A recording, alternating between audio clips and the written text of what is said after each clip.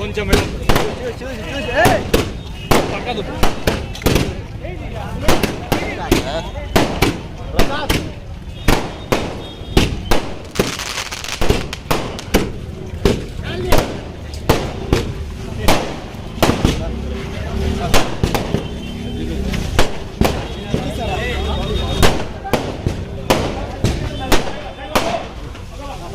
Bro side side side bro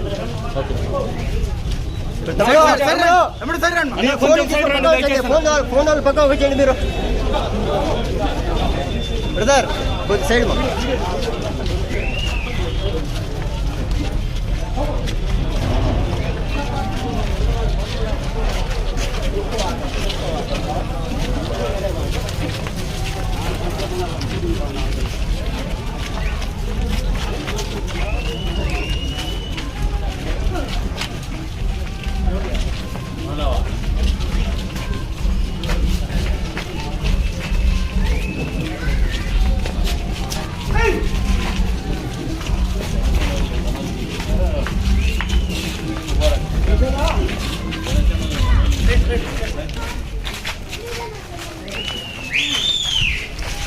छोटो जरा आड़ा हट आड़ा हटो కొంచెం వెడల్ छोटो आड़ा हटो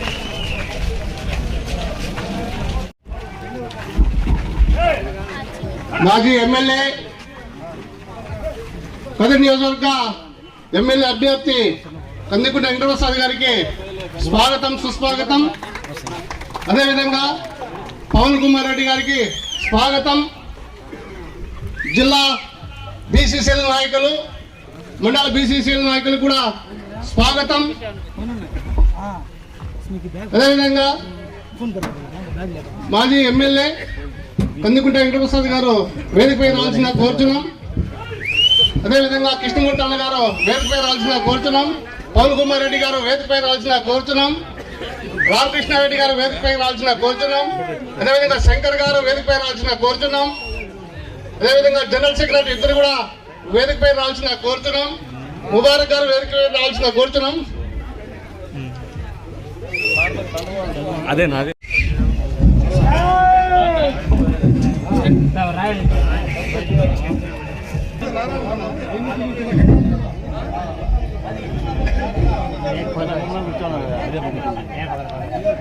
ఇప్పుడు అది కొట్టాలంటే ఖచ్చితంగా వడ్డరిలో కొట్టాలి. అంత టెక్నిక్ ఎవరికి లేదు. వేరే వాళ్ళు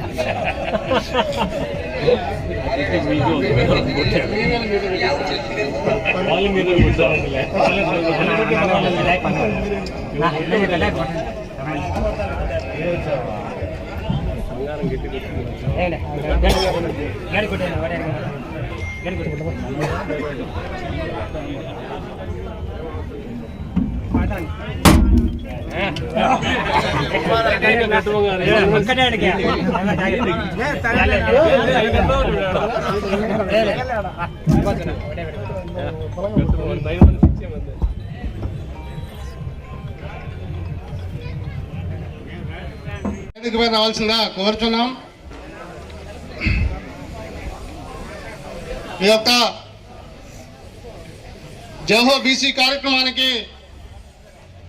గారికి అదేవిధంగా మన నాయకులు పవన్ కుమార్ రెడ్డి గారికి ఈ యొక్క ప్రత్యేకంగా స్వాగతం పలుకుతూ, అదేవిధంగా లోకేష్ గారు యువ నాయకులు వేదికపై రావాల్సిందిగా కోరుతున్నాం. జయరాం రెడ్డి గారు వేదికపై రావాల్సిందిగా కోరుతున్నాం. ఈరోజు ఎన్నికలు జరిగే 5 ఏళ్ళు 4.25 సంవత్సరం అయిపోయింది. ఈ జగన్ గారు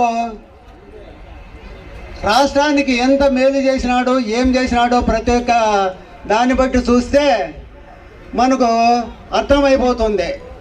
ఒక ప్రక్క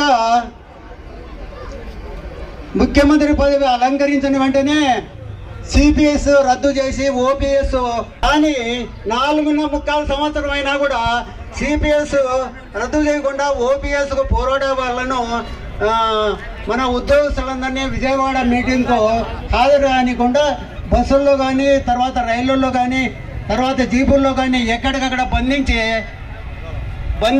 వాళ్ళను విజయవాడ సభ సక్సెస్ కాకూడదు అని ప్రయత్నం చేసినా కూడా లాస్ట్ చివరికి మన ఐజీ గారు కూడా దానికి కొంచెం ప్రోత్సాహము ఇచ్చినాడో లేదో తెలియదు, కానీ ఆ విజయవాడ సభ సక్సెస్ అయింది.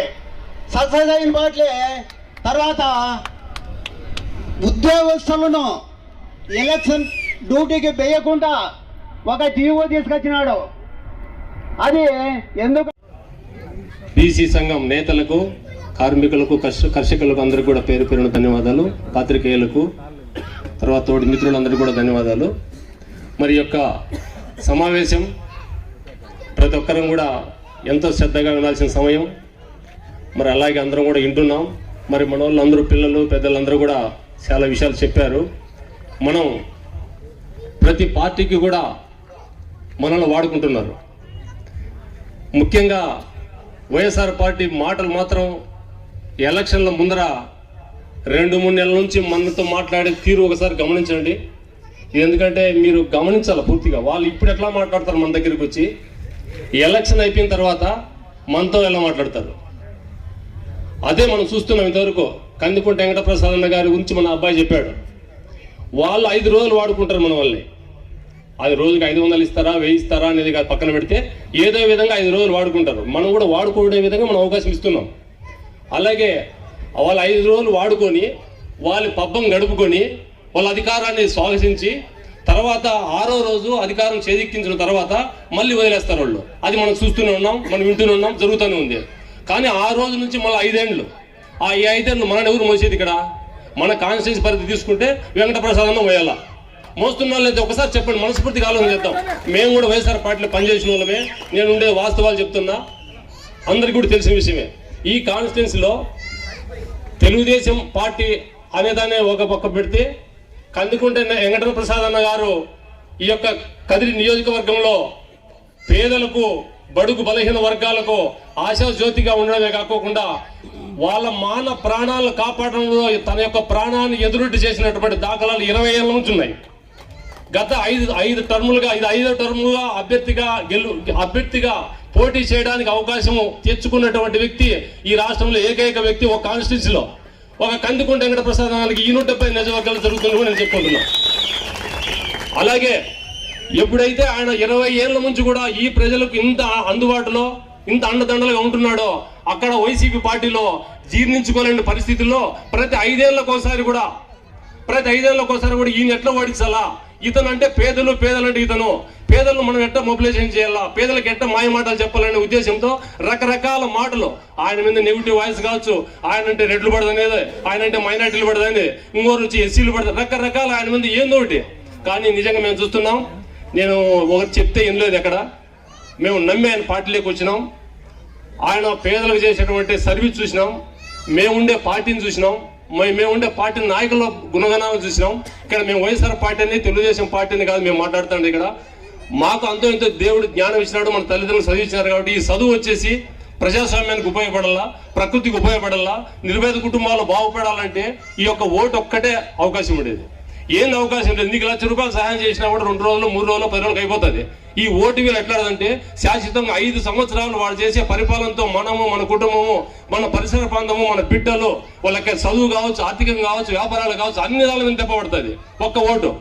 మన ఓటు ఒక్క ఓటు ఏం పొరపాటు అనుకొని మనం ఆలోచన చేస్తే, ఆ ఒక్క ఓటుతో పొరపాటు జరిగితే మొత్తం ఇంతమందిని నమ్మింటారు మంచి జరగాలని, వాళ్ళందరికీ మన ఓటు ఒకటే చెడ్డ చేస్తుంది. ఒకసారి చూడు మనం ఎంత పాపం చేస్తున్నామో.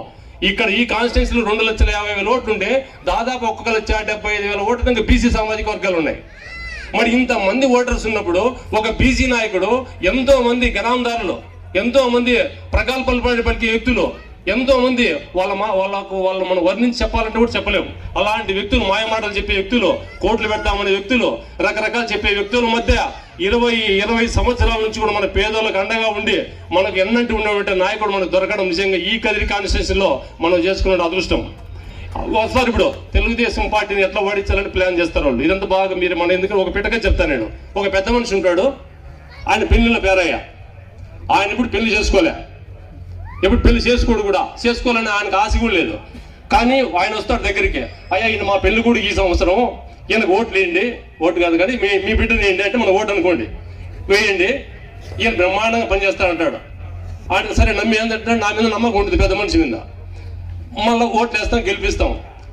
ఆయన కాడి పని చేసుకోవడానికి మనం పోతాం, అయ్యా బలిపోయా అదే ఇది అంటాం. ఆడిపోతే వాడేమంటే నేను లెక్క ఖర్చు పెట్టినా ఏదో చెప్పేసి వాడు తప్పించుకుంటాడు. తర్వాత ఈ పెద్ద మనిషిని అడుగుతాం, పెద్ద మనిషిని అడిగితే పెద్ద మనిషి ఏమంటాడు, వాడేమో నా మాట ఏం ఇంకేం చేస్తాం లేపా అని ఏదో నేను చూసుకుంటాను అంటాడు. చూసుకునేది ఏముండదు అంతే. అట్ట గడిపి 5 ఏళ్ళు గడుపుతాయి. 5 ఏళ్ళ తర్వాత మళ్ళీ ఇంకో పెళ్లి కూడా దొరకొచ్చేది అనమాట. పెళ్లి ఇతను ఓటు వేయండి బా ఈసారి ఖచ్చితంగా, ఈయన ఖచ్చితంగా న్యాయం చేస్తాడు, ఇది మాట తప్పుడు అంటాడు.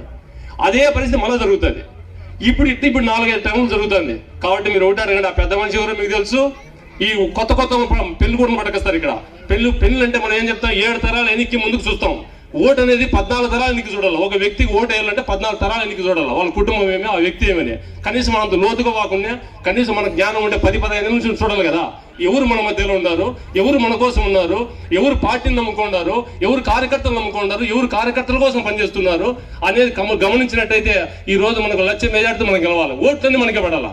మరి కాబట్టి మీ ఇంటి పక్కల ఉన్నవారికి కానీ అందరికి కానీ మన బంధువులకు కానీ మిగతా మండలాల్లో మనకు తెలిసిన వాళ్ళందరికీ చెప్పి ప్రతి ఒక్కరు కూడా ఈ యొక్క ఓటు హక్కును వినియోగించుకునే విధంగా మీరంతా ముందుకు నడిపించాలా. తర్వాత అలాగే ఇప్పుడు ఈ పెళ్లి కొడుకు పెళ్లి చేసేదానికి ఇప్పుడు కొత్త పెళ్లి కొడుకు వచ్చాడు మళ్ళీ ఇప్పుడు మన కదిరికి. ఆ పెళ్లి కొడుకు పెళ్లి చేసేదానికి ఒక పెద్ద మనిషి ఉన్నాడు కదా, ఆ పెద్ద మనిషితో కాక ఇంకో పెద్ద మనిషిని చేర్చుకున్నారు మళ్ళీ ఇప్పుడు. ఆయన పాపం ఏమంటున్నాడంటే ఆయన ఇంకో దాంట్లో నుంచి వచ్చినాడు అక్కడ. ఈ రోజు ఏం మాట్లాడుతున్నాడు ఆయన, అయ్యా ఇప్పుడు ఈ గవర్నమెంట్ సరిగ్గా పని చేయలేదు అని వాస్తవం ఒప్పుకుంటున్నాడు ఆయన. దీంట్లో జాబ్ కార్డు లేదు, ఆధార్ కార్డు లేదు, అది లేదు, అన్ని ఇబ్బందులు అవుతున్నాయి. ఈ పెళ్లి కొడుకు కన్నా ఓట్లు వేస్తే కన్నా ఖచ్చితంగా అన్ని జరుగుతాయంట. ఈయనేమో పార్టీ డెవలప్ అయింది ఏం చెప్తాడు, పార్టీ వల్ల అందరికి అభివృద్ధి అయింది, బాగా జరిగినాయి అంటాడు. ఆయన అక్కడ పక్కలోనే ఉన్నారు ఇద్దరు. ఆయన వచ్చేసి ఇక్కడ ఏం చెప్తాడు, ఈ 5 ఏళ్ళ సరిగ్గా జరగలేదు, ఇప్పుడు ఈయనకు మాత్రం మన పెళ్లి చేసి ఈయన బ్రహ్మాండంగా చేస్తాడంట.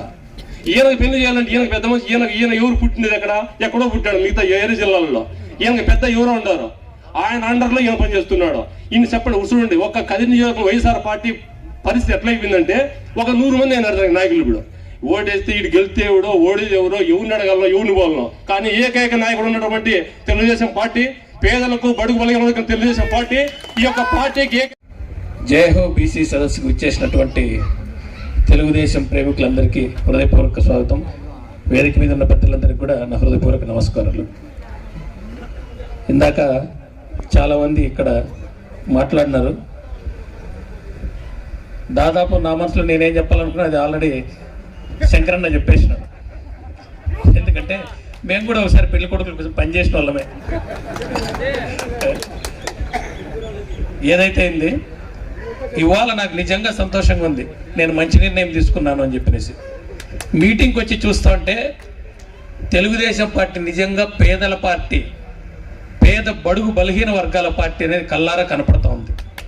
ఇటువంటి పేదల గొంతుకు పుచ్చుకొని మాట్లాడే అవకాశం తెలుగుదేశం పార్టీలో నాకు దక్కినందుకు సంతోషంగా చాలా చాలా ఆనందంగా ఉంది నాకు. దాదాపు ఈ మండలంతో నాకు చాలా అనుబంధం ఉంది. మా అమ్మ వాళ్ళది సొంత మండలం ఇది. మా ఫాదర్ ఫస్ట్ పోస్టింగ్ జాబ్ ఉబ్బరవాళ్ళపల్లి, కాబట్టి ఇక్కడ 10 సంవత్సరాలు ఉబ్బరవాళ్ళపల్లిలో ఉన్నాం మేము. మా బాల్యం అంతా ఇక్కడ గడిచింది కాబట్టి ఈ మండలంతో చాలా అనుబంధం ఉంది. ఈ మండలం గత ఎన్నికల్లో 5,000 మెజార్టీ ఇచ్చింది వైకాపా పార్టీకి. 5,000 మెజార్టీ ఇచ్చింది. కారణం ఏంటంటే వాళ్ళ కుయుక్తులన్నీ శంకరన్న ఇందాక చెప్పినాడు. వైకాపా మొదటి నుంచి చేస్తూ ఉండేది కులాలను చీల్చడం, మతం చిచ్చు పెట్టడం, ఇంకోటి రకరకాల అప్రజాస్వామిక పద్ధతుల ద్వారా మనుషులను విడగొట్టి ఓట్లు ఎంచుకుంటున్నారు. ఇటువంటిది మళ్ళీ పునరావృతం కాకుండా జాగ్రత్త పడాల్సిన అవసరం చాలా ఉంది. మనం బాగా గమనించినాం, హంద్రీనివా జలాలు కొండలు కోనలు దాటుకుంటూ కుప్పంకు పోతున్నాయి, ఎడం పక్కకు తిరిగి తలుపులకు రాలేకున్నాయి. ఈసారి వచ్చే నాయకులు అడగండి, మీ ఇంటి దగ్గర ఓటుకు వచ్చినప్పుడు 4 ఏళ్ళుగా మా చెరువులకు నీళ్ళు ఎందుకు లేదు అని అడగండి.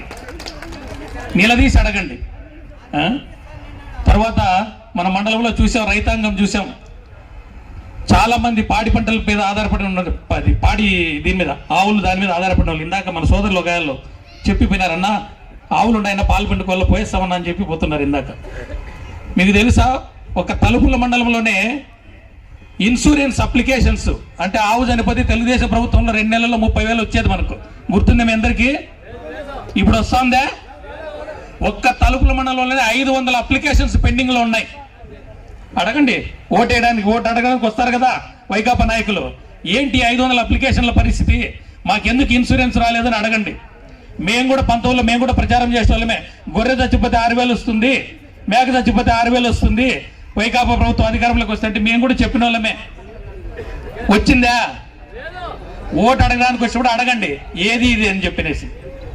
అలాగే వస్తూ ఉంటే చూసినాం, బట్రేపల్లి సరౌండింగ్స్ అంతా కూడా మల్బరీ తోటలు రేషన్ పంటలు వేసి పెట్టుకున్నారు, రేషన్ షెడ్లు కట్టుకున్నారు. తెలుగుదేశం ప్రభుత్వంలో ration shed కట్టుకోవాలంటే central government 50% subsidy, state government 25% subsidy ఉండే, 25% మాత్రమే రైతు పెట్టుకుంటాండే. ఇప్పుడు స్టేట్ గవర్నమెంట్ సబ్సిడీ లేదు, వెళ్ళిపోయింది. సో మల్బరీ రైతుకి 0 చుట్టేసినారు. అలాగే తెలుగుదేశం ప్రభుత్వంలో మొక్క నాటుకుంటే 2.5 రూపాయలు ఇస్తున్నారు. ఇప్పుడు ఇస్తానారా? లేదు. తెలుగుదేశం ప్రభుత్వంలో రేషన్ గూళ్ళకి కేజీ కింద ప్రోత్సాహం 50 రూపాయలది సరిగా చెల్లింపులు జరిగిన లాస్ట్లో 4 కోట్లు మాత్రం బ్యాలెన్స్ పెడితే దాని మీద అని చెప్పేసి హిందూపురం పర్యటనలో జగన్మోహన్ రెడ్డి గారు మాట్లాడారు. ఇప్పటికి 60 కోట్ల బకాయిలు ఉన్నాయి. ఇచ్చింది లేదు, పెట్టింది లేదు, ఇచ్చే ఉద్దేశం కూడా లేదు. అట్లాగే సిల్క్ రీడింగ్ యూనిట్లు కూడా ఎక్కువ ఉంటే దీని మీద ఎక్కువ ఆధారపడి బతుకుతున్న వాళ్ళు బీసీ సోదరులే. అందుకే వాటి గురించి చెప్తున్నా. సిల్క్ రీడింగ్ యూనిట్లు తలుపుల మండలంలో లేవు, కానీ మీకు గుర్తుందో లేదా 30 సంవత్సరాల క్రితం ఉబ్బరాలపల్లిలో మా ఫాదర్ పెట్టిండే సిల్క్ రీడింగ్ యూనిట్, పట్టుకోలు నుంచి దారం చేసే పని తీసేది మా ఫాదర్ పెట్టినాడు. దానిలో కూడా 20 లక్షలు షెడ్ వేసుకునేకి 15 లక్షలకు మెషిన్లకు సబ్సిడీ వస్తుండే తెలుగుదేశం ప్రభుత్వంలో. ఇప్పుడు వస్తుంది అంటే లేదు. బీసీలకు ఏం చేశారంటే అమ్మఒడి ఇస్తాను, ఎస్సీలకు ఏం చేశారంటే అమ్మఒడి ఇస్తాను, ఎస్టీలకు ఏం చేశారంటే అమ్మఒడి ఇస్తాను, మైనార్టీలకు ఏం చేశారంటే అమ్మఒడి ఇస్తాను. అన్నిటికీ 0 చుట్టినామంటాను. మైనార్టీలకు అయితే మరి ఎంత దారుణమైన పరిస్థితి అంటే చంద్రన్న పెళ్లి కానుకతో 5 సంవత్సరాల్లో 40,000 మంది లబ్ధిదారులకి చంద్రన్న పెళ్లి కానుక అందితే తెలుగుదేశం ప్రభుత్వంలో అంతమందికి ఇవ్వగలిగితే ఇప్పుడు వైకాపా ప్రభుత్వంలో ఇంతవరకు ఇచ్చిండేది కేవలం 5,000 మందికి. తూతూ మంత్రంగా కొన్ని పథకాలు పెట్టేసి మేము 100% మేనిఫెస్టో అమలు చేస్తాం అంటున్నారు, కానీ ఇస్తా ఉండేది ఎంతమందికి, లబ్ధిదారులు ఎంతమంది అనేది చూస్తే విషయం మనకు తేటతెల్లం అయిపోతుంది. రాష్ట్ర వ్యాప్తంగా 1,70,00,000 మంది బీసీలు ఉంటే పథకాల ద్వారా లబ్ధిదారులు ఎంతమందో తెలుసా? 4,74,000 మంది. అంటే కేవలం 4% మందికి మాత్రమే పథకాలు అందుతున్నాయి. ఇది బీసీల మీద వాళ్ళకు ఉన్నటువంటి ప్రేమ. ఎప్పటికీ కూడా బీసీల మీద ప్రేమ ఉన్నది తెలుగుదేశం పార్టీకే, బీసీల పక్షపాతి తెలుగుదేశం పార్టీనే. అలాగే ఇందాక శంకరన్న చెప్పినాడు, 20 సంవత్సరాలుగా కందికుంట వెంకటప్రసాద్ గారు కదిరి రాజకీయాల్లో ఉన్నారు. ఇంతటి సుదీర్ఘంగా కదిరిలో రాజకీయాలు ఉన్న నాయకుడు ఎవరూ లేరు. చాలా వెన్నుపోట్లు తిన్నాడు, అన్ని వెన్నుపోట్లు తిన్నాడు, చాలా గాయాలైనా కూడా నిలదొక్కొని ఉన్నాడు. దమ్మున్న మగాడు, అవునా కదా? గట్టిగా చప్పట్లు కొట్టి చెప్పండి. ఈసారి గెలిపించుకోవాలి మనం కందికుంట ప్రసాద్ గారిని, ఎందుకంటే నిజాన్ని గెలిపించాలి. ప్రతిసారి అబద్ధం డామినేట్ చేస్తుంది. అబద్ధం డామినేట్ చేసి మాయమాటలు చెప్పి 5 రోజులు 6 రోజులు వాడుకునేసి మాయమాటలు చెప్పి గెలిపించుకుంటున్నారు. ఈసారి వాళ్ళు స్ట్రాటజీ మార్చినారు. 5 రోజులు కూడా ఉపయోగపడాల్సిన పని లేదంట, మిమ్మల్ని 1 రోజే వాడుకుంటారంట. 1 రోజులో మార్చేస్తాం రాజకీయం అంటున్నారు. 1000, 2000 చేస్తాం, 2000, 3000 చేస్తాం అంటున్నారు. సోదరులారా, అప్రమత్తంగా ఉండండి. మంచి వైపు నిలబడండి, నిజం వైపు నిలబడండి, అప్రమత్తంగా ఉండండి. గతంలో ఇక్కడున్న వాళ్ళందరూ కూడా తెలుగుదేశం పార్టీకి ఓటేసిన వాళ్ళే, కానీ ఈసారి ఓటుతో పాటు అదనంగా చేయాల్సిన పనులు ఉన్నాయి. చిన్న చిన్న సమస్యల మూలంగానూ మన పల్లెల్లో మనకు దూరమైన ఇతర సోదరుల్ని మళ్ళీ పార్టీకి దగ్గర చేయండి. ఒక్కొక్కరు 10 ఓట్లు వేసే విధంగా యువత కష్టపడండి. ఇందాక సోదరుడు మాట్లాడాడు ఎటువంటి నోటిఫికేషన్ లేవని. ఎస్, ఎటువంటి నోటిఫికేషన్ లేవు. బీసీ సర్కిల్, స్టడీ సర్కిల్ కూడా లేదు. కోచింగ్ తీసుకున్న బీసీ విద్యార్థులు ఎవరు లేరు. కాంపిటేటివ్ ఎగ్జామ్స్ ప్రభుత్వం తరపున ఎటువంటి ప్రోత్సాహం లేదు. ఎటువంటి చిన్న ఏదైనా చేతి పనులు చేసుకునే వాళ్ళు కూడా ఎటువంటి లోన్లు గీన్లు ఏమీ లేవు. 70,000 కోట్ల బీసీ కార్పొరేషన్ నిధులు కూడా ఏమైపోయినాయో తెలియదు. ఏమంటే అమ్మఒడి ఒకటి చెప్తారు. కాబట్టి సోదరులారా, ఇదంతా ప్రజల్లోకి తీసుకెళ్ళండి. ఆడవాళ్ళకి సభకు నమస్కారము. సభాధ్యక్షుడు ముబారక్ గారికి జై హో బీసీ కార్యక్రమానికి ముఖ్య అతిథులుగా వచ్చిన మనకు బడుగు బలహీన వర్గాల నాయకులు మన గౌరవనీయులు కందికుంట వెంకటప్రసాద్ అన్న గారికి ఈరోజు తలుపులో మండలం బీసీ జైహో బీసీ కార్యక్రమానికి మనం వచ్చి ఇక్కడంతా ప్రసంగిస్తున్నాము. మనకి ఈ అవకాశం ఇచ్చింది బీసీలందరూ కూడా మైకి పట్టుకొని మాట్లాడేకి ఇచ్చిన అవకాశం ఇచ్చిన మహానుభావుడు కీర్తిశేషులు విశ్వవిఖ్యాత నట సార్వభౌముడు కీర్తిశేషులు నందమూరి తారక రామారావు గారు మనకందరికి బీసీలకి రిజర్వేషన్ ఇచ్చి మనకి మైకులు పట్టుకొని మాట్లాడే అవకాశం ఇచ్చిన మహానుభావుడు మన ఎన్టీ రామారావు. మరొక రకంగా చెప్పాలంటే మన అనంతపురం జిల్లాలోనే మన కీర్తిశేషులు గౌరవనీయులు పెద్దలు పరిటాల రవీంద్ర గారు కూడా మన బీసీలంతా ఎదగలని ఎంతో కృషి చేసిన వ్యక్తి పరిటాల రవీంద్ర గారు. పరిటాల రవీంద్ర గారు వారసత్వం ప్రకారంగానే మన అన్న కందికుంట వెంకటప్రసాద్ గారు కూడా రాజకీయాల్లోకి వచ్చి ఎంతో ఇదిగా మన కదిరి నియోజకవర్గంలోనే ఎవరూ చేయలేనంత త్యాగము పార్టీకి కానీ ప్రజలకు కానీ, ప్రజలంటే నేనంటే పార్టీను, నాకే తెలుగుదేశం పార్టీ తప్పితే మన కుటుంబమే లేదంటే చెప్పనే ప్రకారంగా మీ కోసము అహర్నిశల పరితపించే మన కందికుంట వెంకటప్రసాద్ గారిని 2024లో జరగబోయే ఎలక్షన్లో బ్రహ్మాండమైన మెజార్టీ దగ్గర గెలిపించాలా. ఇంకా ముఖ్యంగా గెలిచాలంటే చెప్పాలంటే మనకి ఈ సభ జరుపుకోవడానికి ఒక కారణం ఉంది.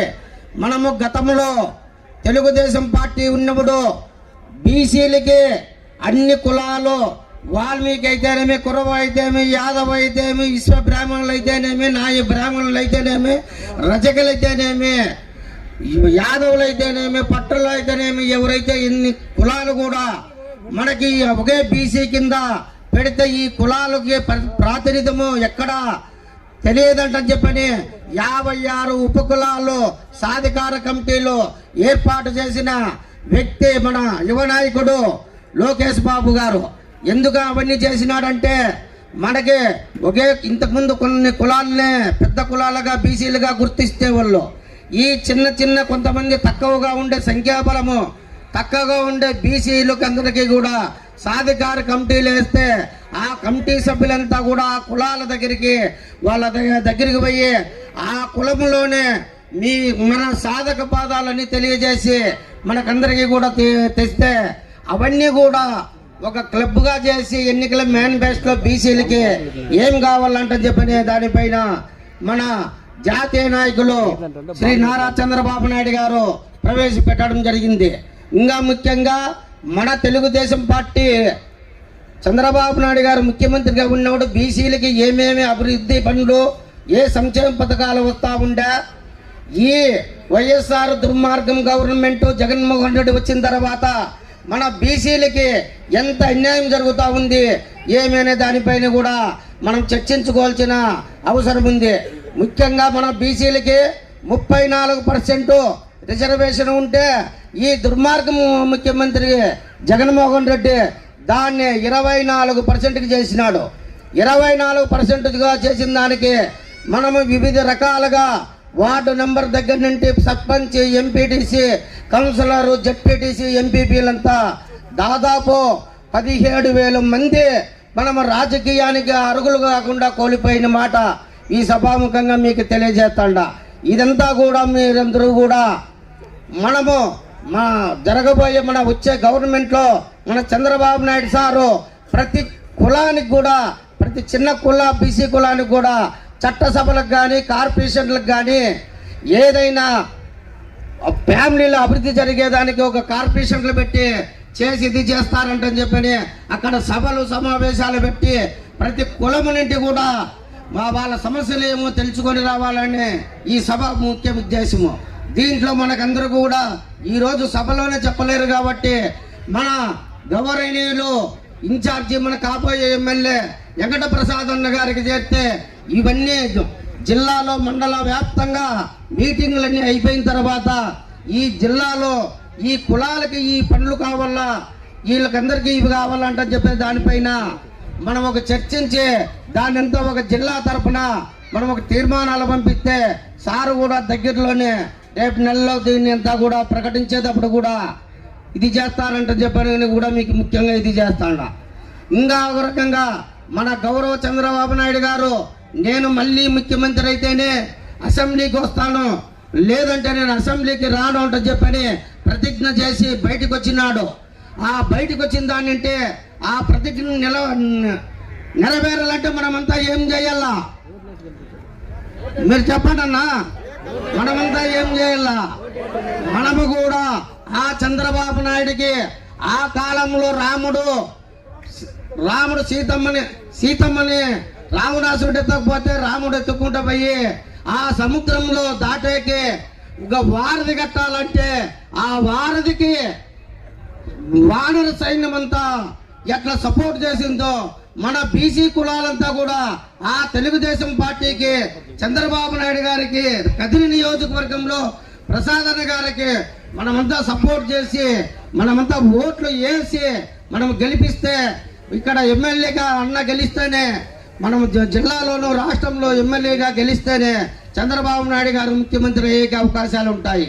కాబట్టి తెలుగుదేశం పార్టీ రాష్ట్ర వ్యాప్తంగా నిర్వహిస్తున్నటువంటి జయహో బీసీ కార్యక్రమంలో భాగంగా కదిరి నియోజకవర్గంలో తలుపుల మండలంలో ఈరోజు అనుకోకుండా రాత్రి చెప్తే అప్పటికప్పుడు అనుకొని ఏర్పాటు చేసినటువంటి ఈ కార్యక్రమాన్ని ఏర్పాటు చేసినటువంటి మండల తెలుగుదేశం పార్టీ నాయకులకి, అదేవిధంగా విచ్చేసినటువంటి తలుపుల మండల తెలుగుదేశం పార్టీ బీసీ సోదర సోదరీమణులకి,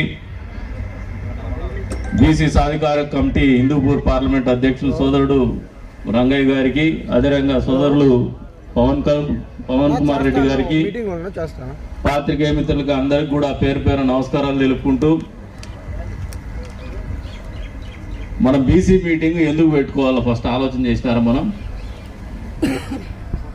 ఇక్కడ చూస్తే మామూలుగా పవన్ ఎప్పుడు బీసీ మన తెలుగుదేశం మీటింగ్కి వచ్చినాడు. తెలుగుదేశం పార్టీ మీటింగ్లో తెల్ల బట్టలు కనపడవు, కర్ర బట్టలే కనపడతాయి. ఎందుకంటే మాకు పేదల పార్టీ ఇది. ఈ పార్టీ పుట్టిందే పేదల కోసం, ఈ పార్టీ పుట్టిందే సమాజంలో అణగారిన వర్గాల కోసం, ఈ పార్టీ పుట్టిందే శ్రామికుల కోసం, ఈ పార్టీ పుట్టిందే అణిచివేతకు గురైనటువంటి కులాల కోసం, ఈ పార్టీ పుట్టిందే చేతి వృత్తుల్లో ఆధారపడేసి జీవితము అస్తవ్యస్తమైనటువంటి యువత కోసం, అస్తవ్యస్తం చేసుకున్నటువంటి వెనకబడిన కులాల కోసం, కుటుంబాల కోసం అనేది చరిత్ర చెబుతోంది.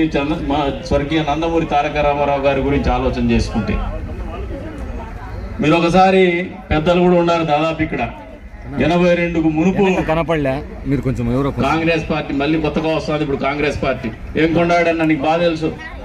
కాంగ్రెస్ పార్టీ ఉన్నప్పుడు మామూలుగా ఇట్లా మీటింగులు పెట్టుకునేటువంటి పరిస్థితి లేదు. ఎన్టీ రామారావు రాకమునుపు ప్రజల్లోకి నాయకులు వచ్చేటువంటి పరిస్థితులు లేవు. కేవలము కొన్ని కులాలకు, కొన్ని కుటుంబాలకు మాత్రమే అవకాశం ఉన్నటువంటి రాజకీయ నేపథ్యం ఉన్నటువంటి రాజకీయ పరిస్థితుల్లో కాంగ్రెస్ పార్టీ రాజకీయాలు చేస్తూ వచ్చింది. అప్పట్లో సినిమాల్లో బాగా పేరు ప్రఖ్యాతులు సంపాదించుకొని సమాజాన్ని చూసినప్పుడు ఈ వెనుకబాటుతనం అనేది ఎక్కడుంది, వెనుకబడిన కులాలకు ఎక్కడ అన్యాయం జరుగుతుందని ఆలోచన చేసినటువంటి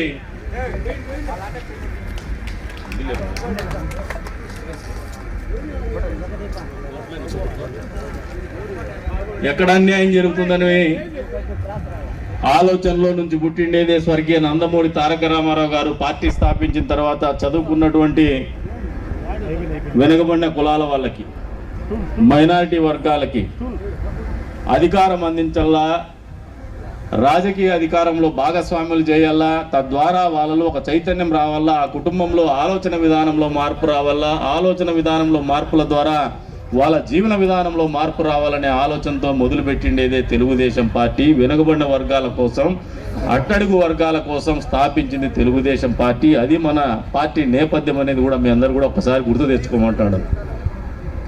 మరి పార్టీ స్థాపించి 40 సంవత్సరాలైంది. ఈ 40 సంవత్సరాల కాలంలో అనేక రకాలైనటువంటి మార్పులు వస్తున్నాయి. ప్రజల జీవితాల్లో కావచ్చు, సమాజంలో కావచ్చు. చదువుకున్నటువంటి పిల్లలు పెద్ద ఎత్తున వస్తూ ఉన్నారు. చదువుకున్నటువంటి పరిస్థితుల్లో మార్పు వచ్చింది. అదే రకమైనటువంటి సమాజంలో ఉన్నటువంటి ఆర్థికమైనటువంటి విధానాల్లో మార్పు వచ్చింది.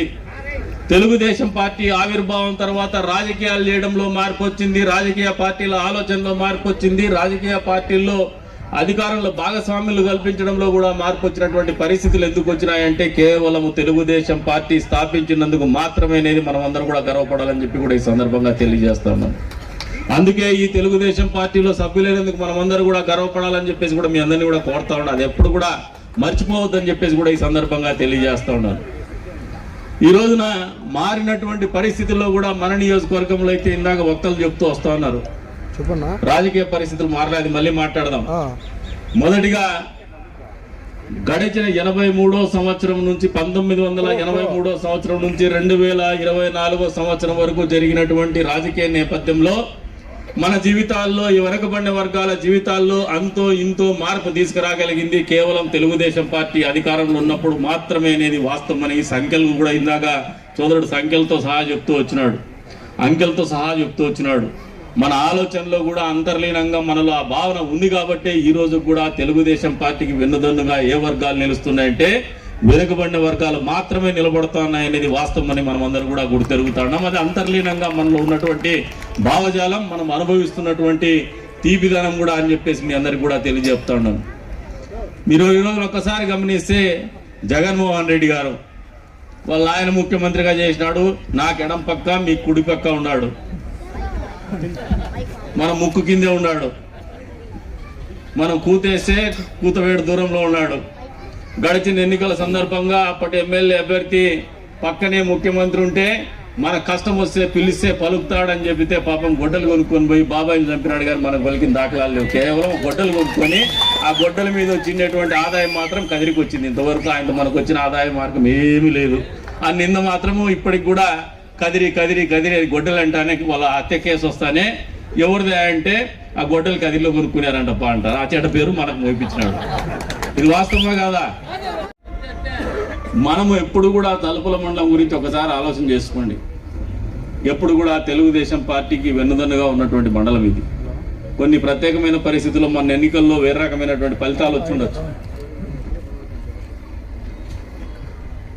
జగన్మోహన్ రెడ్డి గురించే మాట్లాడుతున్నాడు. ముఖ్యమంత్రి అయినాడు, గొడ్డల కథ వచ్చేసింది.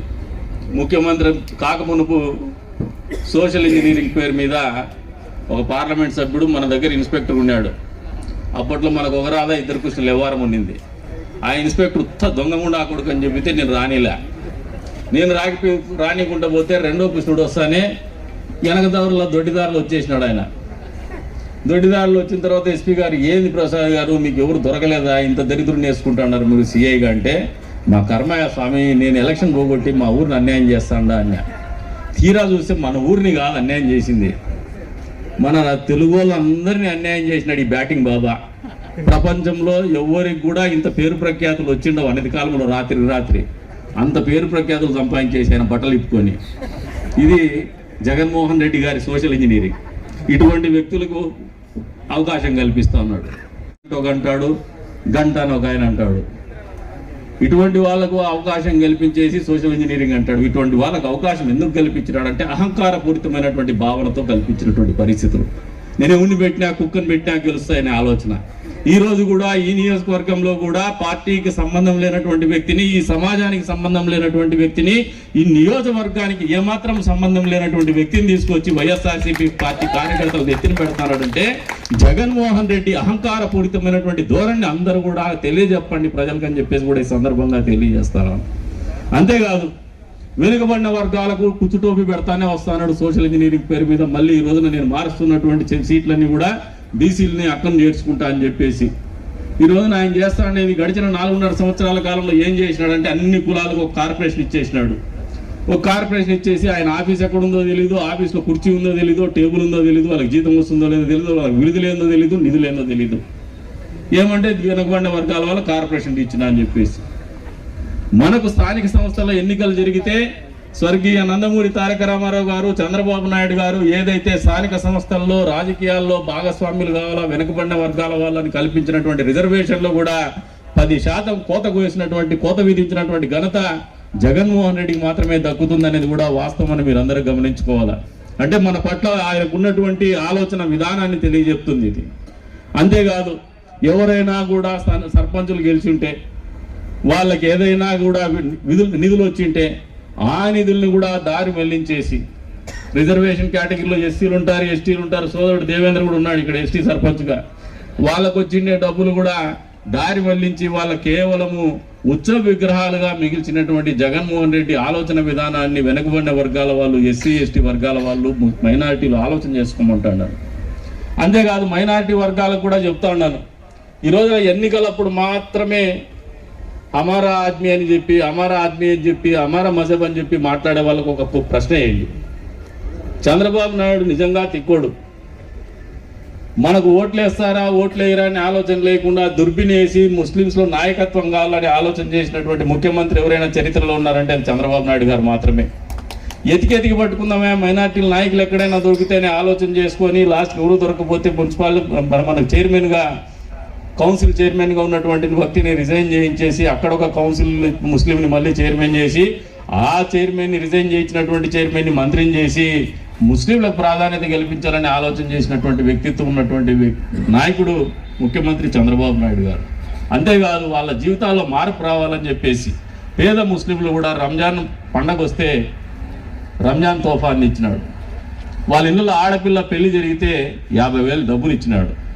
ఈ రోజున ఉన్నటువంటి ముఖ్యమంత్రి 4 సంవత్సరాలు వాళ్ళ మీద నెత్తి మీద టోపీ ఉంటే దాని మీద ఇంకో టోపీ పెట్టేసి నేను వైఎస్ఆర్ దుల్హన్ పథకం ₹1,00,000 ఇస్తా అని ₹4 కూడా ఇవ్వకుండా ఆ పథకాన్ని 4 సంవత్సరాల తర్వాత తీసుకొచ్చేసి 10వ తరగతి చదవల్లా ఆడపాప అని చెప్పేసి కండిషన్ పెడతాడు.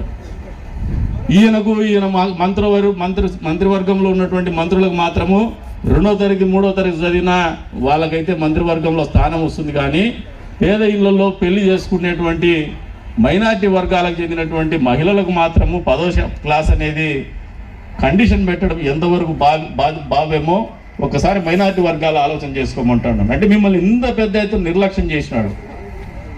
ఈ రోజున ఇమాం మౌజన్లకు డబ్బులు ఇచ్చినటువంటి ఘనత వెనుకబడిన వర్గాల వాళ్ళే. వీళ్ళు కూడా మైనార్టీలో కూడా వెనుకబడిన వర్గాలు ఉన్నాయి. వాళ్ళలో ఇమాం మౌజన్లకు జీతాలు ఇచ్చినటువంటి ఘనత తెలుగుదేశం ప్రభుత్వానికి దక్కుతుంది, చంద్రబాబు నాయుడు గారికి దక్కుతుంది. అంతేకాదు వాళ్ళకి మసీదులు మరమ్మతులకు డబ్బులు కేటాయించినటువంటి ఘనత చంద్రబాబు నాయుడు ప్రభుత్వానికి మాత్రమే దక్కుతుంది. ఈ ప్రభుత్వంలో ఒక నయా పైసా అయితే విదల్చలేదు. పెద్ద ఎత్తున మైనారిటీలకు విద్యా సంస్థలు కావచ్చు, హాస్టల్స్ కావచ్చు, ఈ నియోజకవర్గంలో కట్టించినటువంటి ఘనత కూడా చంద్రబాబు నాయుడు ప్రభుత్వంలోనే జరిగిందనేది వాస్తవం అని కూడా మైనారిటీ వర్గాలు ఆలోచన చేసుకోమంటున్నారు. అంతేకాదు ఈ రోజున కుమ్మరి కమ్మరి మీరందరూ ఆలోచన చేసుకోండి. అందరికి ఒకటే మంది అన్నట్టు అమ్మఒడి. ఈ అమ్మఒడి ఎంతమందికి ఇస్తాడో, నాయన గుడ్డి ఎంతమందికి దాపుతానాడో, ఆయన మద్యం వ్యాపారం చేసుకుని చితికిపోయినటువంటి బతుకుల్ని ఎంతవరకు చితికేస్తానాడో మళ్ళీ ఒకసారి ఆలోచన చేసుకోమంటాడు. మరి ఇన్ని రకాలుగా వెనకబడిన వర్గాల వాళ్ళని అన్ని రకాలుగా దగా చేసినటువంటి జగన్మోహన్ రెడ్డికి బుద్ధి చెప్పాల్సినటువంటి సమయం ఆసన్నమైందని చెప్పేసి వెనకబడిన వర్గాల వాళ్ళు మరీ ఆలోచన చేసుకోమంటున్నారు. మైనారిటీ వర్గాల్లో కూడా వెనకబడిన వర్గాల వాళ్ళు ఉన్నారు, బ్యాక్వర్డ్ కమ్యూనిటీస్ వాళ్ళు ఉన్నారు, వాళ్ళు కూడా ఆలోచన చేసుకోమంటున్నారు. మళ్ళీ పేదల ప్రభుత్వం రావాలంటే, మళ్ళీ పేదల అవకాశాలు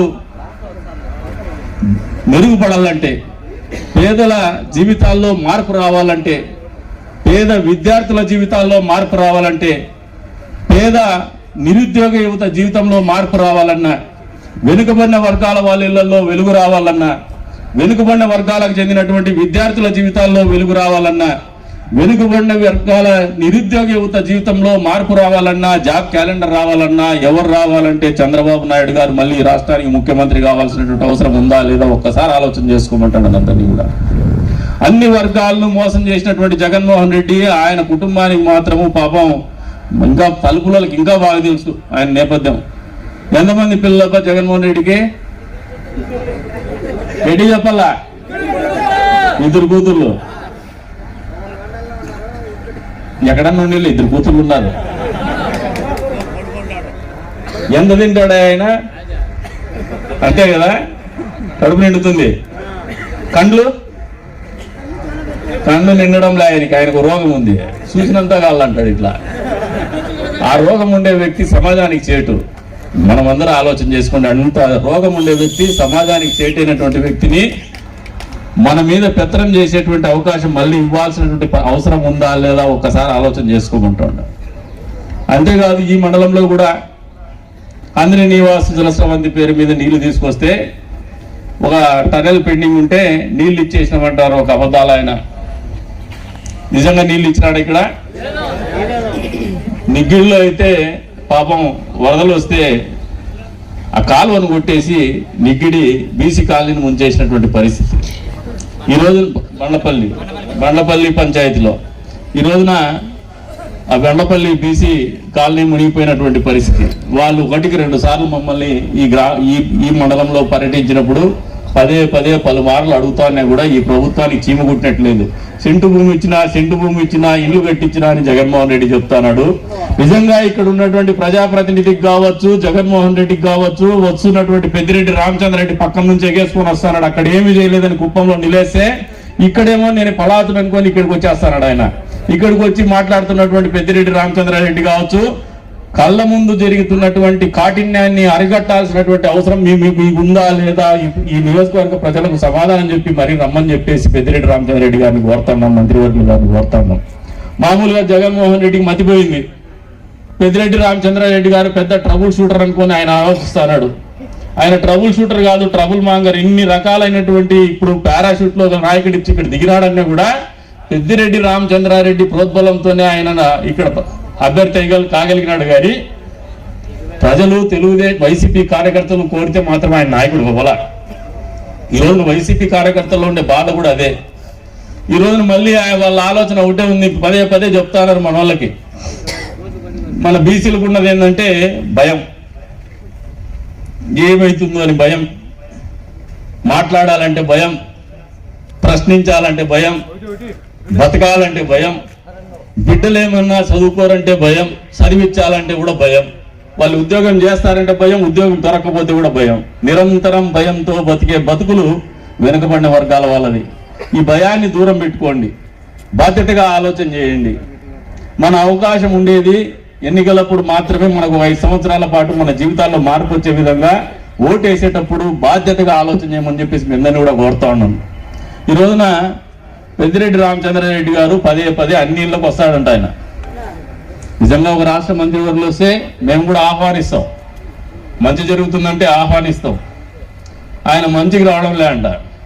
ఆ కుప్పంలో 20 కోట్లు బిల్లు ఇవ్వాల్సి ఉంటే వాళ్ళు నిలేస్తా అంటే కూడా ఆడ సమాధానం చెప్పలేడు. కుప్పంతో సహా వైనాట్ 175 అంటాడు. మళ్ళీ మొదట 20 కోట్లు లెక్క కట్టేసి మళ్ళీ 171 ఆయన. స్వామి నువ్వు మళ్ళీ ఇక్కడి నుంచి ఇక్కడికి వచ్చేసి కదిరిగూడ పుంగనూరు మాదిరినే చేస్తాడంటే అంటే పుంగనూరులో దౌర్జన్యాలు ఎవరైనా నాయకుడు రాజకీయాలు చేస్తే వారి ఇళ్ళలో పోయేసి దౌర్జన్యం చేస్తాడు. పుంగనూరులో జరుగుతుందేమో కానీ కదిరిలో జరగని బట్టలు చూస్తాడు. పుంగనూరు రాజకీయాలు కదిరిలో జరగదు. నీ పుంగనూరు దౌర్జన్యాలు ఇక్కడ జరగవమ్మా పెద్దిరెడ్డి రామచంద్రరెడ్డి గారు. ఇక్కడ నువ్వు ఇళ్ళ మీదకి పోతే నీ ఇంట్లోకి దూరి మళ్ళీ నీ బెడ్రూమ్ లోకి వచ్చేటువంటిది దమ్ముండే వాళ్ళం మేము, అది గుర్తుపెట్టుకోమంటాను. ఎక్కడ కూడా తగ్గేది ఉండదు. మళ్ళీ అది కూడా ఇక్కడ బెడ్రూమ్ లేక రామ్, పుంగనూరు బెడ్రూమ్ లేక వస్తాం, మళ్ళీ జరపడతామని కూడా చెప్తాను. అంత ఆశామాషికి ఏమనుకుంటున్నాడేమో. పుంగనూరులో పెద్దిరెడ్డి రామచంద్రరెడ్డి నువ్వు రాజకీయాలు అక్కడ చేసుకుంటే బాగుంటుంది, ఇక్కడ వచ్చి తగుదనమ్మా అని చెప్పేసి మీ పార్టీ కార్యకర్తలు కూడా మనసు పడలేనటువంటి వ్యక్తిని, మనసులో లేనటువంటి వ్యక్తిని బలవంతంగా రుద్దితే అది నీ దరిద్రము, మీ ముఖ్యమంత్రి దరిద్రము. కదిరి నియోజకవర్గ ప్రజలకు మాత్రం ఈ దరిద్రం పట్టలేదనేది వాస్తవం అని కూడా పెద్దిరెడ్డి రామచంద్రరెడ్డి గారికి తెలియజెప్తా ఉన్నాను. అందులో భాగంగానే ఈ నియోజకవర్గంలో మేము చిన్నపిల్లలప్పుడు గొన్నాసూర్నారాయణ ఎలక్షన్ చేసినాడు. మాకు ఇంకా అప్పటికి పెద్ద వయసు కూడా లేదు. ఆ రోజున ఏ పరిస్థితులు అయితే ఉన్నాయో, 1 సైడ్ గా ఒక క్యాండిడేట్ గెలిపించాలా, తెలుగుదేశం పార్టీని గెలిపించాలనే ఆలోచన మళ్ళీ కదిరి నియోజకవర్గంలో దాదాపు 94 తర్వాత అంటే 30 ఏళ్ల తర్వాత ఆ వాతావరణం ఈ సందర్భంగా కనపడతాంది. ఇది వాస్తవము. అందులో భాగంగానే ఇప్పుడు తలుపుల మండలమే చూద్దాం. రాత్రి చెప్తే మామూలుగా మా ముబారక్ మీటింగ్ పెట్టమంటే ముక్కి ములిగి వారం రోజులు ఇబ్బంది పడేసి ఒక సత్రంలో పెట్టేవాడు. అటు తీసిపోయి మమ్మల్ని వద్ద ఆడంటే ఆడ ఇరికిచ్చేవాడు. ఈరోజు రాత్రి పెట్టంటే అరిస్తే కూడా 400-500 మంది అయితే ఓ రోజు చేయగలిగినాడంటే ప్రజల్లో కార్యకర్తల్లో ఎంత మార్పు కోరుకుంటున్నారో ఈ మీటింగే. బహుశా చిన్న మాకు ఇంకా అప్పటికి పెద్ద వయసు కూడా లేదు. ఆ రోజున ఏ పరిస్థితులు అయితే ఉన్నాయో, 1 సైడ్ గా ఒక క్యాండిడేట్ గెలిపించాలా, తెలుగుదేశం పార్టీని గెలిపించాలనే ఆలోచన మళ్ళీ కదిరి నియోజకవర్గంలో దాదాపు 94 తర్వాత అంటే 30 ఏళ్ల తర్వాత ఆ వాతావరణం ఈ సందర్భంగా కనపడుతోంది. ఇది వాస్తవము. అందులో భాగంగానే ఇప్పుడు తలుపుల మండలమే చూద్దాం. రాత్రి చెప్తే మామూలుగా మా ముబారక్ మీటింగ్ పెట్టమంటే ములిగి వారం రోజులు ఇబ్బంది పడేసి ఒక సత్రంలో పెట్టేవాడు. అటు తీసుకుపోయి మమ్మల్ని వద్ద ఆడంటే ఆడ ఇరికిచ్చేవాడు. ఈరోజు రాత్రి పెట్టంటే అరిస్తే కూడా 400-500 మంది అయితే ఓ రోజు చేయగలిగినాడంటే ప్రజల్లో కార్యకర్తల్లో ఎంత మార్పు కోరుకుంటున్నారు. ఈ మీటింగే బహుశా చిన్న మీటింగ్ అయిండొచ్చు, కర్రపట్ల మీటింగ్ అయిండొచ్చు, కానీ ఇది ఒక కర్ర సందేశమే వాళ్ళకి అవుతుందని చెప్పేసి కూడా ఈ సందర్భంగా తెలియజేస్తా ఉన్నాను. అంతేకాదు ఈ రోజున ఈ వేదిక మీద నుంచి తీర్మానాలు చేస్తున్నాం. వెనుకబడిన వర్గాల వాళ్ళ కోసం చెప్తాను.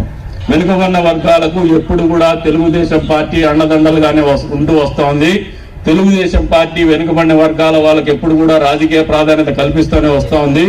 వెనుకబడిన వర్గాల వాళ్లకు ఆర్థిక అసమానతలు తొలగే విధంగా, వాళ్ళ జీవితాల్లో మార్పులు తెచ్చే విధంగానే ప్రణాళికలు రూపొందించుకుంటూ, పథకాలు రూపొందించుకుంటూ, వాళ్ళకి అన్ని రకాలుగా ఆర్థిక పరమైనటువంటి అంశాల్లో కూడా చేదోడు వాదోడుగా ఉన్నటువంటి పరిస్థితుల్లోనే ప్రభుత్వాన్ని కొనసాగించింది. మళ్ళీ వాళ్ళ జీవితాల్లో మార్పులు తెచ్చే విధంగానే భవిష్యత్తులో కూడా తెలుగుదేశం పార్టీ ఉండాలని మనస్ఫూర్తిగా మేము కూడా కోరుకుంటున్నాం. ఖచ్చితంగా ఆ రకంగా మా అధినాయకుని ఆలోచన మేరకు ఇంకా ఏమైనా మా వరకు మేము చూస్తున్నాం క్షేత్రస్థాయిలో కష్టాలు. ఇందాక చెప్పిన భయం, కూర్చోవాలంటే భయం, లేయాలంటే భయం, అన్నం తినాలంటే భయం, పక్కనతో మాట్లాడాలంటే భయం, ఎన్నికల సమయంలో మన ఓటు వేసుకోవాలంటే కూడా భయపడేటువంటి పరిస్థితిలో ఉన్నటువంటి వీళ్ళ ఆలోచన విధానంలో మార్పు రావాలంటే స్కిల్ డెవలప్మెంట్ సెంటర్లే కాదు, నైపుణ్య శిక్షణాభివృద్ధి కేంద్రాలే కాదు, మా వ్యక్తిత్వ వికాస కేంద్రాలు కూడా అవసరం అని చెప్పేసి మా అధినేత చంద్రబాబు నాయుడు దగ్గర నేను ప్రస్తావించడం కూడా జరిగింది. మేనిఫెస్టోలో కూడా బ్యాక్వర్డ్ కమ్యూనిటీస్ కి పర్సనాలిటీ డెవలప్మెంట్ సెంటర్స్ కూడా కంపల్సరీగా ప్రతి కాలేజీలో, ప్రతి విద్యా సంస్థలో పెట్టాలని చెప్పేసి కూడా అడగడం జరిగిందని చెప్పేసి కూడా ఈ సందర్భంగా తెలియజేస్తాను. కూడా మన బిడ్డలైనా మనకంటే మెరుగ్గా ఆలోచన చేసేటువంటి పరిస్థితి లేకపోతారు. చదువుతో పాటు ఆలోచన విధానంలో మార్పు వచ్చినప్పుడే మన జీవితాల్లో మార్పు వస్తుందని బలంగా నమ్మేటువంటి వ్యక్తిని నేను. కాబట్టి ఈ యొక్క కార్యక్రమాన్ని నేను రూపొందించినాను. అంతేకాదు ఈ రోజున బీసీ కాలం వాళ్ళ గురించి కూడా చెప్తాను. బండ్లపల్లి బీసీ కాలనీ వాళ్ళు మమ్మల్ని 2 సార్లు అడిగినారు. ఖచ్చితంగా తెలుగుదేశం పార్టీ అధికారంలోకి రాబోతోంది, చంద్రబాబు నాయుడు గారు ముఖ్యమంత్రి అవుతారు, చంద్రబాబు నాయుడు గారు ముఖ్యమంత్రి అయిన 6 నెలల్లోపునే ఖచ్చితంగా వాళ్ళకి రీహాబిలిటేషన్ కూడా ఏర్పాటు చేస్తాం, పునర్వాసం ఏర్పాటు చేస్తాం, వాళ్ళు కోరిన చోటనే స్థలం కూడా కేటాయించి, వాళ్ళకి ఇల్లు కూడా కేటాయించి మమ్మల్ని ఆదుకుంటామని చెప్పేసి కూడా ఈ సందర్భంగా ఈ వేదిక మీద నుంచి తెలియజేస్తాం. ఈ జయహో బీసీ కార్యక్రమంలో ఈ వేదిక మీద నుంచి జయహో బీసీ వేదిక మీద నుంచి వాళ్ళకి తెలుగుదేశం పార్టీ రాష్ట్ర పార్టీ కాదు, నియోజకవర్గ పార్టీ కాదు, రాష్ట్ర పార్టీ నుంచి కూడా ఈ హామీ మేము ఇస్తాం మా నాయకుడి తరఫున అని చెప్పేసి కూడా ఈ సందర్భంగా తెలియజేసుకుంటూ, అదే కాకుండా ఏదైతే గత ఎన్నికల సమయంలో అప్పటి అభ్యర్థి చెప్పినాడో ఈ నియోజకవర్గంలో ఉన్నటువంటి ప్రతి చెరువుకు నీళ్లు ఇస్తామని చెప్పేసి ఇచ్చేసినామంటున్నారు. ఎక్కడిచ్చినారో తెలియదు, ఏం లేదు. ఇప్పుడు ఆ చెరువులో నీళ్లున్నాయా? మరి చెమ్ములో నీళ్ళు లేకుండా దీనికి ఇడిసే సొంతమైంది.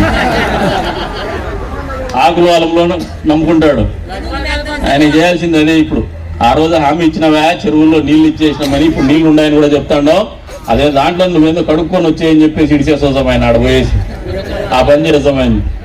మరి తెలుగుదేశం పార్టీ అధికారంలోకి వచ్చిన 6 నెలల లోపే ఈ మండలంలోనే కాదు, ఈ నియోజకవర్గంలో అన్ని చెరువులకి గతంలో కూడా గాండ్లపేట మండలంలో అది గ్రావిటీ మీద రన్ అవ్వదు, అక్కడ కూడా లిఫ్ట్ ఇరిగేషన్ ద్వారా మేము చెరువులు నింపేటువంటి మొబైల్ లిఫ్ట్ అయినా వాడైనా చెరువులు నింపేటువంటి కార్యక్రమం కూడా చేపడతామని చెప్పేసి చెప్పినాం. ఖచ్చితంగా చేసి చూపిస్తామని చెప్పేసి కూడా ఈ సందర్భంగా తెలియజేస్తున్నాం. మమ్మల్ని పదే ప్రశ్నించినటువంటి అధికార పార్టీ వాళ్ళకి చెప్తున్నాం, ఒక్క చెరువుకైనా నీళ్ళు ఇచ్చినామని. నీ మొహం మండ, మేము ఇచ్చినటువంటి చెరువులోనే నువ్వు దిగి ప్యాంటు తడిపించుకొని జలదీక్ష చేసినవరా ముట్టాలని చెప్పేసి ఆయన చెప్తాను. ఆయన ఏమి ఏ నీళ్ళలో దడిచినాడో కాదు, మేము ఇచ్చిన నీళ్ళలోనే దడిచిండేది. ఆయన మేము ఇచ్చిన నీళ్ళ చెరువులోనే దడిచినాడు ఆయన. మరి ఏ చెరువులో దడిచినాడు అనుకున్నాడేమో తిక్కుముండవాడుకు, అర్థం కాదు ఆయన. మరి ఈరోజు తెలుగుదేశం పార్టీ ఖచ్చితంగా మాటిస్తా ఉన్నాం. ప్రతి చెరువు ఏదైతే ఆ రోజుల్లో ఇంకా వీళ్ళకి తెలియని అంశాలు చెప్తాను. క్యాస్కేడింగ్ ఆఫ్ ట్యాంక్స్ జరిగింది. క్యాస్కేడింగ్ ఆఫ్ ట్యాంక్స్ అంటే గొలుసు కట్టు చెరువుల నిర్మాణం జరిగింది కూడా తెలుగుదేశం పార్టీ ప్రభుత్వం అధికారంలో ఉన్నప్పుడే. అన్ని చెరువులకు కూడా గొలుసు కట్టు చెరువుల కింద చేసినాం. చెరువులన్నింటిలో కూడా పుడికి తీసింది తెలుగుదేశం పార్టీనే కాదా మీరు చెప్పండి. ప్రభుత్వంతో సమానంగా మేము కూడా అప్పట్లో మండల పార్టీ కన్వీనర్ ఉన్నటువంటి రామకృష్ణారెడ్డి గారితో కలిసి తెలుగుదేశం పార్టీ కార్యకర్తలు కూడా బట్రేపల్లి చెరువు కూడా ఈరోజు నీళ్లు నిలుస్తున్నాయంటే మేం చేసిన పని అని చెప్పి కూడా గర్వంగా చెప్తాను. అది ప్రభుత్వం చేసిన దానికంటే మా వంతు భాగస్వామ్యమే ఎక్కువ ఉందని చెప్పేసి కూడా ఈ సందర్భంగా తెలియజేస్తాను. దాని కింద వరి పంటలుగా చూసినప్పుడల్లా మా బిడ్డలు అనుకున్నట్టు మా బిడ్డలు చూసినంత సంతోషం మాకు కలుగుతుందంటే కష్టం చేసినాం కాబట్టి మాకు ఆ సుఖం కూడా దక్కుతుందని చెప్పేసి కూడా ఈ సందర్భంగా తెలియజేస్తాను. అబద్ధాలు చెప్పి అవసరాలు గడుపుకొని మళ్ళీ అబద్ధాల జీవితం బతికేటువంటి బతుకు మాకు అవసరం లేదు. అందుకే స్థిరంగా 20 ఏళ్ళు ఎన్ని రకాలైనటువంటి ఆటపోట్లు వచ్చినా, ఎన్ని రకాలైనటువంటి కష్టాలు వచ్చినా కూడా తెలుగుదేశం పార్టీ కార్యకర్తలు పోలేదు. తెలుగుదేశం పార్టీ కార్యకర్తలు ఆదరించినటువంటి పనిగుండ ప్రసాద్ కూడా పార్టీకి పెట్టుకోవాలా, మిమ్మల్ని పెట్టుకోవాలా. ఈ రోజున ఈ బీసీ జయహో బీసీ కార్యక్రమంలో మా వంతు తీర్మానంగా ఏదైతే బండ్లపల్లి గ్రామం ఉందో ఆ బీసీ కాలనీకి రీహాబిలిటేషన్ సెంటర్ కల్పించాలని చెప్పేసి తీర్మానం చేయమని చెప్పేసి కోరుతా ఉన్నాను మా నాయకునికి. అదే రకంగా ఏదైతే చేతి వృత్తుల వాళ్ళు ఉన్నారో ఈ రోజున బీసీ కార్పొరేషన్ ద్వారా రుణాలు ఇవ్వడం అనేది మానేసినారు. బీసీ హాస్టల్స్ లో అరకొర వసతులే ఉంటాయి. తిండి కూడా సరిగ్గా లేనటువంటి పరిస్థితిని, వసతులు లేనటువంటి పరిస్థితి. అదే రకంగా చేనేత రంగానికి ఏ రకంగానూ ఆదరించినటువంటి పరిస్థితులు ఉన్నాయి. ఎక్కడ బ్యాంకులో రుణ సౌకర్యం వచ్చేటువంటి పరిస్థితి లేదు. నేతన్న నేస్తం పేరు మీద ఒక మోసపూరితమైనటువంటి ప్రక్రియ జరుగుతుంది. ఏదో కంటి తుడుపు చెరుపు కింద 100 మంది ఉంటే 4-5 5 ఇచ్చేసి నేతన్న నేస్తం ఇచ్చేసినామని చెప్పేటువంటి పరిస్థితి ఉంది. ఆదరణ పనిముట్ల కార్యక్రమం అనేది పూర్తిగా నిలిచిపోయింది. ఇవన్నీ కూడా తెలుగుదేశం పార్టీ వచ్చిన తర్వాత మళ్ళీ కొనసాగుతాయని చెప్పేసి కూడా మీ అందరికీ కూడా తెలియజేసుకుంటూ వచ్చే ఎన్నికల్లో తొందరలోనే ఎన్నికలు రాబోతున్నాయి. ఇందాక చెప్తూ వస్తున్నారు, ఒక ఆయన పెళ్లిళ్ళ కథ చెప్పినాడు, పెళ్లిళ్ళ పేరాయి కథ చెప్పినాడు. ఇవన్నీ కూడా ఒక ఎత్తు అయితే వాళ్ళ ఆలోచన చెప్తాను. ఈ రోజు ఉదయం కూడా ఒక ఆయన చెప్తాడు, నేను గాని ఒక ఈల గాని వేస్తే రాత్రి ఓట్లు మారిపోతాయంట. అంత మంత్రాలు ఏమున్నాయో మాయలు ఏమున్నాయో ఆయనకి తెలియాలి. మరి ఈసారి ఈలేమనే చెప్తాను. ఒకసారి కాదు 100 సార్లు ఈలేమో కూడా పోయినసారి వచ్చిన మెజార్టీ మీద ఒక ఓటు ఎక్కువ తెచ్చుకొని పోతాం ఈ మండలంలో అని చెప్పేసి కూడా ఆయనకి ఆలోచిస్తాను. తలుపుల మండలంలో నీకు నమ్మకం ఉందో లేదో కానీ మా నమ్మకాన్ని చెప్తాను. పోయినసారి మెజార్టీ మీద ఒక ఓటైనా ఎక్కువ తీసుకుని పోతాం. ఇది మీకు ఈ వేదిక మీద నుంచి ఇస్తున్నటువంటి సవాల్ అని చెప్పేసి కూడా తెలియజెప్పుకుంటూ ఈ రోజున అవకాశం కల్పించినటువంటి ప్రతి ఒక్కరికి కూడా పేరు పేరున ధన్యవాదాలు తెలుపుకుంటూ సెలవు తీసుకుంటున్నాం. జై తెలుగుదేశం, జై చంద్రబాబు.